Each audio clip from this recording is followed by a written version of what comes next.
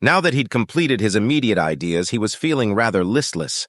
The ship was quickly becoming confining and boring, and he found himself slipping into depressive spirals of homesickness. His wife would never get any closure for his missing persons case. They'd never find a body because he was still alive, just not on Earth. Would she ever move on? Had she moved on already? Surely not. It had only been a few months, but what if she had? Round and round Xander's thoughts chased themselves, and he found himself becoming snappish and withdrawn. Finally, Fystories sat him down and plainly asked him, "Xander, what's wrong? You don't normally act like this." Xander was taken aback by the question. He'd been trying to keep everything locked up tight and hadn't realized that it was so obvious that something was wrong. Sorry, you're right, I'm not acting like I usually do. It's just, with all this time on the ship, it's let me do too much thinking. My thoughts keep turning to home and my wife. I still miss her. I haven't gotten over the fact that I'm probably never going to see her again, and to her, it must be like I died. But there's not even a goddamn body to bury, because I'm still alive, just here instead. I've got to find something to do to keep my mind occupied. Fystories put her hand on Xander's shoulder comfortingly. Xander, I'm sorry. We didn't realize, but I suppose we should have. You've mentioned her before, after all. If you ever need or want to talk about it to any of us, we're here. I might not be able to relate to the experience, but I can at least sympathize and lend an ear. What you went through, it's not something that a person gets over quickly. If anything, you've handled it surprisingly well. And if it helps to keep busy, then yeah, you should find something to keep you occupied because we were worried about you. Thanks. I'm not used to this kind of thing. My friends before, we never really talked about anything like this. But seriously, thank you. Just letting it out has made me feel a little bit better. I guess it helps, putting words to a problem. Fystories patted his shoulder once more. Just try not to shut us out, she said, before leaving him back to his thoughts. Xander pondered what he should do to take his mind off of his homesickness. He knew that it wasn't something he'd just be able to mentally resolve yet. The wound was too fresh, still. He wondered if he'd ever get over it, or if he'd pine after some aspect or other of his life back on Earth for the rest of his life. Racking his brain for a project that could occupy him, he remembered his idle idea of creating wings when he'd been coming up with ideas for his automaton backpack. He'd had the thought of wings, but discarded them as something that would operate better as a runic device. Now that was something that could occupy him. He'd need to think of lightweight but sturdy materials first, though. He opened his status to check what he had in his store skill from things he's analyzed. You have created devices and runic arrays. Combat Artificer leveled to 19. Rune Lord leveled to 5. Combat Artificer, level 19 skills. Improved ferrokinesis. Strength, distance, and force with which ferrokinesis can be used increased. Rune Lord, level 5 skills. Improved Rune of Shielding. Damage absorbed by Rune of Shielding increased. Rune Tattoo. You may manifest runic arrays directly on your body. Xander had forgotten to check his status after creating that flamethrower, and it must have tipped him over the edge. The boost to ferrokinesis was certainly welcome. Rune Tattoo was interesting. He could think of a use for it immediately, though, as he was expecting that he would need a lot of mana to create the materials he'd need for his wings. After all, he'd remembered that his watch had a body that was made of carbon fiber. He willed a large personal mana-gathering array to appear on his chest and one on his back, stripping his shirt off to take a look. Thin silver runes had appeared on him, almost looking like metallic threads under the skin. He could feel the mana he'd spent on the skill already rapidly refilling and smiled. Between the two arrays on his body and the ones on his armor, he should be able to create quite a bit of carbon fiber. Xander spent the next week just sketching out ideas and deciding which runes he'd need to use to make the apparatus work. In between sketching out his ideas, he created small sheets of carbon fiber, the modern material quickly draining his mana. By the time they reached the coast, Xander was finally satisfied with his drawings, though he was still not entirely sure it would work. He'd opted for something similar to bird wings, with scales of carbon fiber to act as feathers. Several additional carbon fiber rods would come out from the shoulder of wing to allow more space for the scale feathers to be mounted, giving it more lift. The wings would be attached to a harness that would go under his plate carrier. Sequences of intelligence and movement runes would cause the wings, which attach to the harness on a ball and socket joint which would be covered in smoothness runes, to flap up and down. Xander was still unsure how to vary the rate of the flapping, though. Lightness runes, or really inverse weightiness runes, would adorn every single part of the wings, which, combined with the already lightweight nature of carbon fiber, should hopefully make it nearly weightless. Strengthening runes would also abound, ensuring that the feathers were not ripped off or any components crack or break.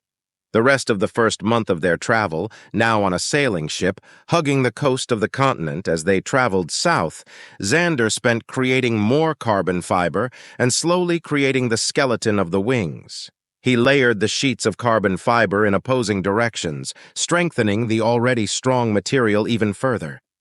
Each inner sheet was engraved with ruby-inlaid runes and gathering arrays, while the outer was inlaid with silver, which created a multi-layered system of runes, a first for Xander. This kind of thing would allow him to fit a huge number of runes in a relatively small space now that he considered it. He'd probably want to replace his armor with layered carbon fiber, too. Plus, it would look badass, he thought to himself. Testing the wings, now that they were finally in one contiguous piece, proved troublesome. His first iterations had not even lifted him off the ground, though they had created strong gusts of wind. Increasing the number of and power to the movement runes had worked. His next test, however, found him clutching a rope tied to the mast as his mechanical carbon fiber wings forcefully flapped, trying to lift him higher. He hadn't yet worked a way to make them slow down, and that mistake had almost ripped him away from the bounds of the ship's deck. He'd ended up having to use improved manipulate to break the sequence of runes on the wings, ending the terrifying ordeal and dropping him into the sea, where he angrily hoisted himself up to the deck with the rope he was still holding. Another 2 weeks of testing kept leading him to similar results. He was so close that he refused to give up, but he was becoming increasingly frustrated. How was he supposed to get the runes to follow his commands in such a nuanced way? In a moment of clarity, as he was angrily bashing the wings against a wall, he realized what the issue was. He was creating arrays that would flap in a set pattern, which was enough to lift him off the ground, but offered little to no control and no variation in the speed or power of the flaps. What he needed was not a set of hard instructions, but something that would respond to his own touch, as it were. Hurriedly, he laid the wings back out on the floor. They were completely undamaged, thanks to the strengthening runes. He began undoing the intelligence runes that originally caused the wings to flap, smoothing them over and peeling back layers of carbon fiber to give him a blank canvas. What he did next was fill the space back up with intelligence runes, but left them, for the most part, with more vague instructions, clustering them for even more processing power, as he thought of it. One cluster would vary the speed of which the movement runes were used to flap, depending on how much mana he fed it. Another array would tilt the wings up if he fed it mana, and a separate one would similarly tilt it down. He created as many movements as he could possibly think of, making the wings as close to fully articulated limbs as he could. He'd have to learn to use them like one has to learn to walk, but it would allow him to move the wings with his mind, and the drain on his mana would be negligible, since most of it was powered by existing gathering arrays. By the time he was finished re-etching all the runes on the sheets of carbon fiber, it was time for him to go to bed. It was hard for him to sleep, as he kept thinking about different ways he could use the wings, and what might go wrong. Maybe he should try this rune there, but eventually, he did fall asleep. As soon as Xander awoke, he was right back to his project, pulling it from his inventory, making his way to the deck and strapping it onto his torso. Experimentally, he began feeding mana into different arrays. He was able to make the wings flap, wrap around him, stretch out, angle this way and that. It was everything he wanted. Before flying, he spent several hours just wandering about the deck, getting used to the balance of having wings strapped to his back, opening them, closing them, practicing just about everything he could think of short of actually trying to fly. Finally, he could contain his excitement no longer and began feeding his mana into the flap circuit as he thought of it. The jet-black wings, covered in silver runic script, unfurled and began flapping, kicking up gusts of air. Soon he was lifted from the wooden deck of the ship and still gaining altitude. As always, his teammates and the passengers on the ship's deck watched his test with interest. Still experimenting, Xander fed more mana into other arrays, angling the wings forward a small amount, giving him some forward momentum, just enough to keep up with the ship as it had begun to move out from under him. Xander cheered. This was his best test yet. He lessened the mana flowing he was feeding the flap circuit, slowing the speed at which the wings were beating, and he, ever so slowly, began to drift back onto the deck. He cheered again. "Hell yeah!" His teammates cheered along with him, happy to finally see his device succeed, and that Xander had been pulled out of his funk by working on it in the first place. Xander spent the entirety of the next month of travel learning to fly. Between his wings and his automaton backpack, he would no longer need to burden Freya by riding her, freeing her to make her way next to Xander however she wished. He would also be able to provide air support, hopefully, for his teammates, firing his shotgun, or perhaps even the flamethrower, though the tank would need its placement adjusted from on high. Between his improved ferrokinesis and his newly padded armor, he should be able to deal with any traditional arrows and bolts. For more esoteric skills, well, he'd have to get good at dodging and learning to know when it was better to just stay on the ground.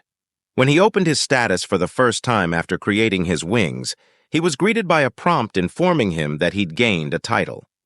For creating an item that many would consider to be a magnum opus, you have received the title Craftsman. The month of travel passed quickly to Xander, who found himself quite taken with his newfound ability to fly. He was sure there would be at least a few other people with skills, or perhaps mounts, that allowed them to fly, but he had yet to see any. Such a thing would surely allow one to dominate a battlefield in a profound way. His companions were happy to see that he did not sink back into a mood once he had finished the wings. For their part, the trip was either leisurely in the case of Atrax and Fraze, or productive in the case of Graphus and Gabrel, who continued their training regimen, with Gabrel now occasionally able to land a blow on Graphus. The port that the ship dropped the mercenaries off at was small, surrounded by only a fishing village. As the ship docked, men, women, and even children flocked to the docks, as they began haggling with the sailors and a few merchants that had brought their wares too with them on the ship. The captain, likewise, was haggling for supplies like fresh water and foodstuffs with the villagers. The mercenaries made their way off the ship and through the crowd, checking the map which they'd been given by the guild with the location of their final destination. The village was marked on the map, but unnamed, and they would need to travel southeast on the road out from the village for about a week, before breaking from the road and following a small trail that had been blazed by the original expedition that led deep into the jungle. The village was quickly left behind by the mercenaries. The landscape they moved through was tropical, with dense foliage on both sides of the road and mountains far off in the distance. It seemed to remind Freya of home, and the cat would frequently peel off from the group since Xander was no longer riding her to prowl through the tall plants. Occasionally, she would come back with the remains of a small animal that she had managed to catch. Xander alternately walked, hoisted himself onto his spider legs to keep up with the horses, and flew. The time he took flying above his companions, he would spend observing the area for anything interesting or dangerous. He struggled to spot much through the thick blanket of plants and trees, however. Once, he did manage to spot what he thought might have been a wolf spider scuttling through the underbrush, but he wasn't quite sure. It was alone, and moving away from them, though, so none of his companions were particularly concerned about it once he'd relayed the information to them. After a week of travel, often checking their map and comparing it to noted landmarks, the party did indeed come across a small trail leading off from the path they were on. From this point, it was a 3-day trek into the jungle for them to reach the researchers' camp. As they made their way into the jungle, webbing began to become more and more noticeable. In a few places across the trail, it was so thick they had to pause for Atrax to burn the path clear. Xander considered using his flamethrower, but decided it was a little bit too much of a forest fire risk. The journey ended up taking them an extra day due to the amount of webbing they encountered, but they did find the Camp Ono that fourth day still intact. As they walked into the clearing that had been made, Xander noticed 2 guards hauling the corpse of a large spider out of the way, dropping it in the brush outside the perimeter. More guards were seen cutting down the webbing that constantly accumulated in the jungle area, keeping it from growing too dense. "I knew there'd be giant spiders," Xander muttered. The camp was butted up to one end of a large ziggurat. Xander expected that it would be overgrown and crumbling, considering that it was supposed to be an ancient temple, but there was not a single plant growing on the stone sides of the building. That seemed wrong. There were numerous carvings and pictograms that he could see on the side of the temple, and all of them seemed to include spiders. Great. Spider Temple. You bastards dragged me into the spider jungle to the Spider Temple. Atrax mused over the carvings. Could be a temple to one of the gods surrounding fate. They're often depicted as spiders due to their weaving ability. The threads of fate is often interpreted literally in imagery like this. "Yeah, whatever," Xander said sulkily. "Spider temple full of traps. Let's just go talk to the researchers and figure out how to get this place cleaned out." The group met with the lead researcher, a woman looking to be in her mid-20s. She was dressed pragmatically for the area in canvas pants and a loose shirt, and introduced herself as Severa. "So you're here to clear out the temple? The last group of mercenaries gave up after one of them caught a spike through the leg, though I think they also tired of the webbing that infests the damned place." "Fortunately, the webbing won't be a problem for us," Atrax said, conjuring a small ball of flame in his hand, as if to say, because we can just burn it down. It worked better than if Xander had brandished his flamethrower, because the woman would have had no idea what it was. "And traps shouldn't be much of an issue with our Artificer." The woman nodded. Sounds like you're the right setup for this then. We've been getting antsy out here, unable to study anything but the outside of the temple. The guards don't have any trouble with the spiders out here, but there's no getting them into the temple. The spiders aren't too dense, and they don't want to fall prey to any traps," the woman said, somewhat mockingly. Xander found it rather hypocritical, considering there was likely no way the woman or other researchers could make it through the temple either. "So, when can you get started?"